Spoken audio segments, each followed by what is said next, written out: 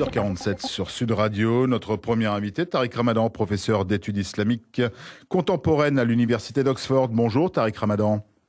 Bonjour. Tariq Ramadan, dernière information en date concernant le conflit israélo-palestinien.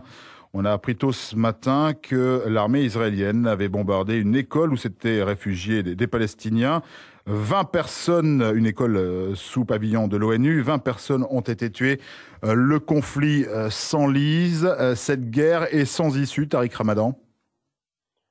Donc, bien sûr, il y a une issue, mais je pense qu'il faut que la communauté internationale, au premier rang desquels les gouvernements, dont la France, les États-Unis bien sûr, l'Europe plus généralement, prennent une position claire. Il y a aujourd'hui, clairement, on l'entend de partout, les populations à travers le monde, contrairement parfois à la couverture médiatique et aux États, est aujourd'hui, elle l'observe tous les jours, on est en face non pas d'une guerre, parce que les roquettes qui sont tirées depuis Gaza font face à la protection imparable en Israël. Aujourd'hui, on assiste à un massacre et malheureusement, il faut que soient touchées des cibles de l'ONU, des personnes qui sont étrangères aux Palestiniens pour que ça semble émouvoir le monde. Mais en fait, aujourd'hui, 90% des victimes côté palestinien sont des civils, 99% des morts du côté israélien sont des militaires.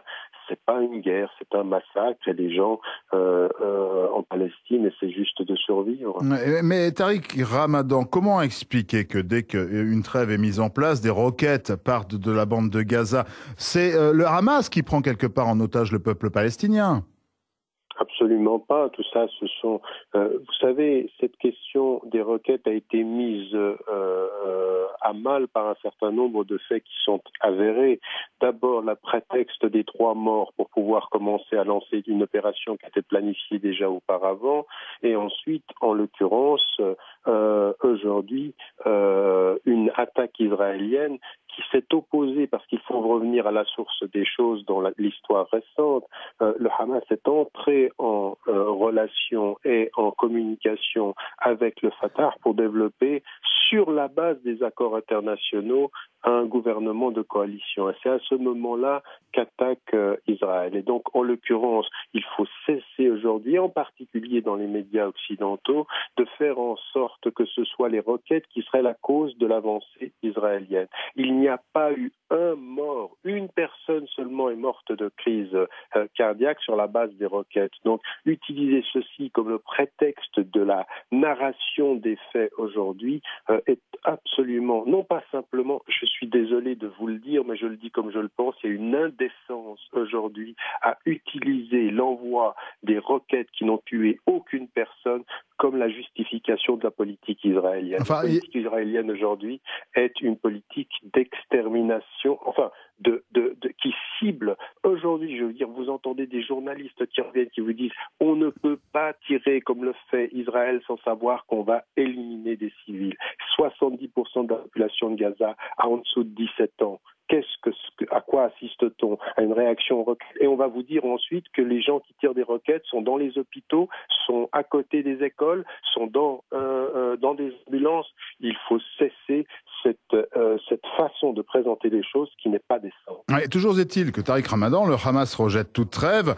Alors pour l'instant, les dernières informations... Attendez, il rejette toute trêve sur la base de l'imposition israélienne. Israël n'est pas entré en matière sur la base de ce que leur avaient d'abord dit les Nations Unies, puis ensuite sur la base de ce qu'ont dit les États-Unis. Ils n'accepteraient la trêve que sur la base de l'accord égyptien. Or, l'accord égyptien aujourd'hui, le dictateur qui est à la tête de l'Égypte, est lui en train de fermer toute possibilité pour la population palestinienne de survivre. Il a fermé les bordures de Rafah et en fait, c'est un allié objectif.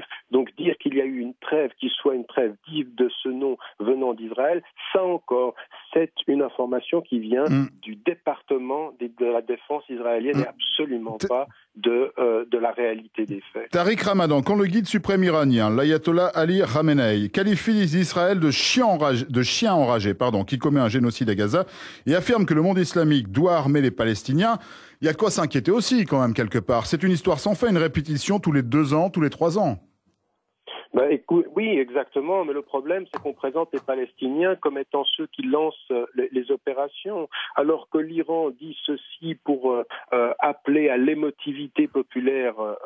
Ça, c'est une chose. Il faut quand même savoir que les peuples, non pas simplement les peuples arabes, non pas simplement les peuples majoritairement musulmans, mais tous les peuples du Sud et une grande partie des peuples en Occident sont aujourd'hui sidérés de voir le silence des autorités politiques en face de ce massacre que nous vivons à l'instant I et au temps T devant nous et sans que personne n'intervienne. Et je pense que si c'était une autre population que la population palestinienne, on interviendrait. Donc utiliser les propos de l'Iran pour justifier le silence de tous les autres gouvernements, là aussi, ça ne peut pas être. Où sont les autres États arabes qui viendraient en défense des Palestiniens? Où sont les États français? Qu'est-ce que fait Monsieur Hollande, qui nous avait promis en tant que président de la République d'intervenir sur le conflit israélien et qui prend une ligne strictement liée au ministère des Affaires étrangères israélien? On ne peut pas, vous avez des voix en France qui se sont fait entendre d'Edwy Plenel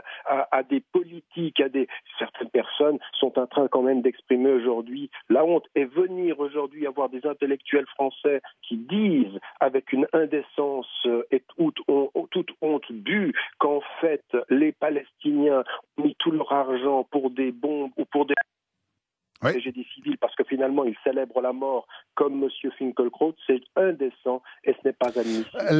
C'est contraire à la dignité humaine. La communauté, Tariq Ramadan, la communauté internationale agit trop mollement?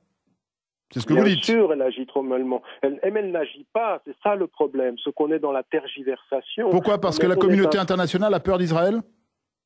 La communauté internationale a considéré souvent qu'Israël c'était son allié et qu'aujourd'hui, effectivement, il y a une peur chez les politiques, chez les intellectuels et chez les agents économiques d'intervenir par rapport à Israël. Mais vous savez, moi je suis de l'avis de cet intellectuel israélien Michel Warshawski qui dit, vous savez, quand vous entendez un responsable israélien qui parle du courage de sa politique, il faut le prendre au mot.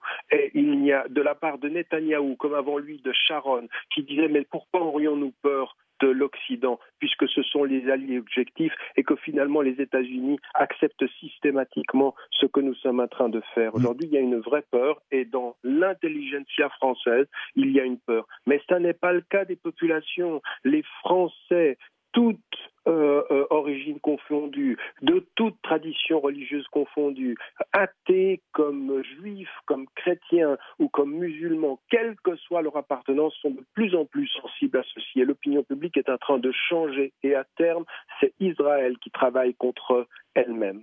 Tariq Ramadan, professeur d'études islamiques contemporaines à l'université d'Oxford. Merci d'avoir été l'invité de Sud Radio. Très belle journée à vous.